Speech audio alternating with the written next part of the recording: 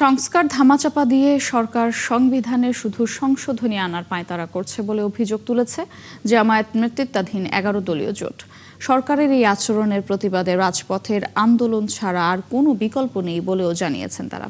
শনিবার বিকেলে বায়তুল মোকাররমের উত্তর গেটে বিক্ষোভ সমাবেশ ও মিছিলের ঘোষণা দিয়েছে ১১ দলীয় জোট।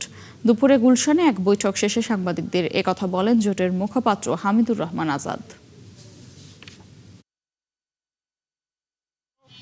এই মুলতবি প্রস্তাব আনার কথা নয়, সংসদ মুলতবি করার কথা নয়, তাহলে সরকার এখানে সরকারি দল সংসদ পরিচালনায় ব্যর্থতার পরিচয় দিয়েছে, চরমভাবে ব্যর্থ। এই জন্য আমরা গণভোট গণরায়, বাংলাদেশের ৭০ প্রায় মানুষ এটা অনুমোদন দেওয়ার পরে সংসদে আইন পাশ করার কোনো বিষয় এখানে নাই।